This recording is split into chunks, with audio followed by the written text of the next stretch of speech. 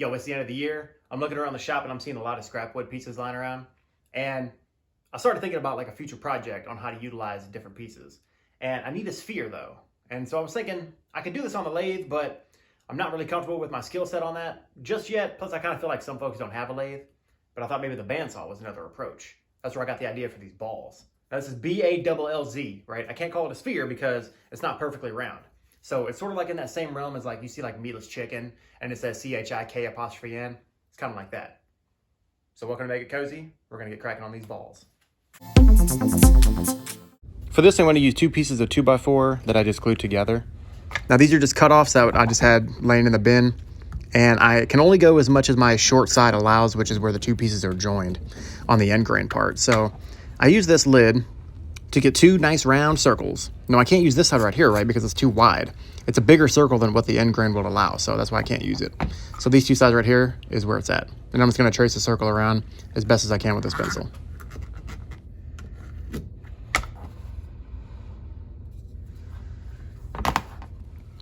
Now that that's all well and good, I got my piece right here, and I'm just gonna protect my fingers a little bit with the clamp. And I'm gonna be doing this throughout the video, so that's just a safety thing. I don't wanna get my fingers too close to the edge of the blade, especially whenever this thing starts to become more round-like. Now with this part of the video, you're probably wondering, yo, how are you gonna be able to take those pencil guide cuts if you keep cutting them off, right? And if you recall, whenever I got this bandsaw from auction, I ended that video by making some bandsaw reindeer. And you do the side profile, and then in order to cut the front profile, you gotta glue the pieces back on, right? So that's exactly what I'm gonna do here. I'm gonna take those big pieces where I drew the circle out earlier, and I'm gonna use a little piece of hot glue. And surprisingly, just a little swipe of hot glue around those edges will really create a tight bond. And it's gonna be able to utilize, I'm gonna be able to utilize that to go around and make these round cuts on the other side.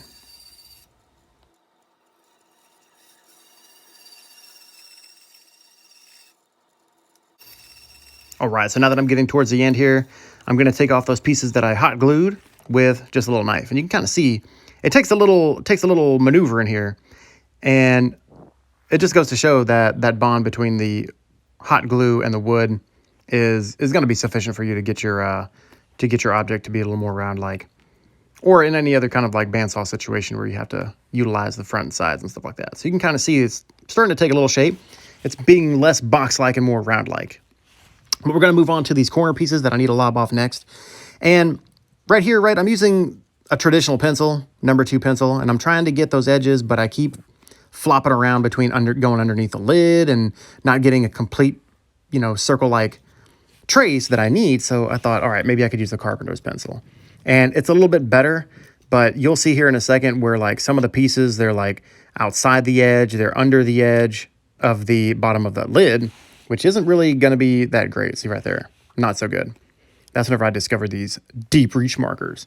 Now these things are pretty dope because like I can get a nice trace and I can still follow the edge of that lid and keep my round circle going up and down these peaks and valleys of the edge of that block there. And aside from that, it's just nice to have a darker outline to follow whenever I take it to the bandsaw than just the traditional pencil marks itself. And so I'm just going to keep on going, and you see that's a real nice circle. All the way to the edge of that bottom line. I didn't even have to go all the way. But we're going to take this to the bandsaw, and again, right, it's real clear to follow. Just to lob off those corner pieces. And you can see from the leading edge where the clamp is there that it's real easy to follow that. And boom, there we go. Good little piece from edge to edge, from the top to the bottom. But just to give myself something else to follow, I just kind of scratched the little piece there. And again, just to make it darker so I can see it, I know like that way I don't trail away from front to the back. I'm trying to keep it as symmetrical as possible. Now, obviously this is a bandsaw. There's going to be some room for error, especially when doing it by hand. It's not as reproducible as a lathe, but we talked about that earlier. Just swing it around so you can get a better view here. And you can see right from the front to the back. Try to top that. Shout out to the big timers, but anyways, all joking aside, I'm just going to keep on moving and grooving, and I'm just going to take it all 4 corners, just try to hit those off just one by one. Take your time. And geometrically, you could stop here because it looks kind of cool. And if that's what you're into, I mean, I still think that looks pretty sweet. But I'm going to keep on going because I need like a sphere. I need it more sphere-like. So I'm just going to take off these really sharp edges. And I'm doing this by hand, but I'm going to tell you real quick, be safe. I'm kind of used to it. I've been working with this bandsaw for a while. but you've got a round-like object and you've got a spinning blade going down towards the bed. And if it catches and you're not ready for that sensation, look, if you know, you know. Just be safe, take your time, be careful. We're starting to get a little bit rounder, kind of, sort of, not really, but I figured it's time to go to the hand sander.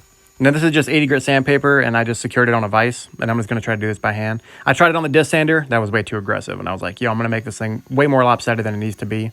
But I'm gonna hit you with some problem solving. You ready for this? I'm gonna save your hands from cramping and doing stuff like this. Blump. Right, check it out. Ring clamp on a piece of conduit. So I just secured this in place and I just let the machines do the work for me. Cool.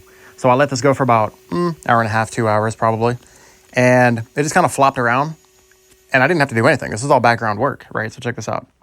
Let it focus in for a little bit. Booyah. There we go. Nice and smooth, right? And I smoothed out 2 of these balls, right? They're very zen, very relaxing after a hard day's of work. I mean, kind of, not really, but they're as symmetrical as I need them to be. So that's what's up. Now let's stick around for some bloopers. Well, with that in mind, let's bust out these. I can't say bust out these balls. Let's get...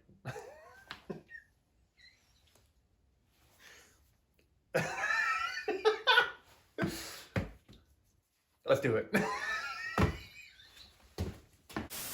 Making the fuck. We got flies up in the.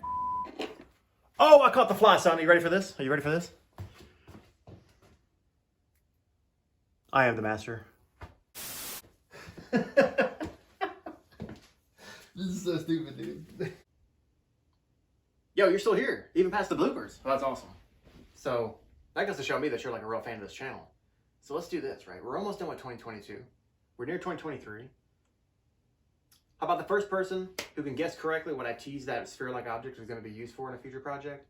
If you can guess correctly in the comments before January 13th, 2023, I'll send you a free Make It Cozy t-shirt. Try to expand the line a little bit, you know what I'm saying? Get the people out there, get the word out. You guys can tell your friends, and then they'll tell 2 friends, and then Make It Cozy 2023. Let's try it out. Peace.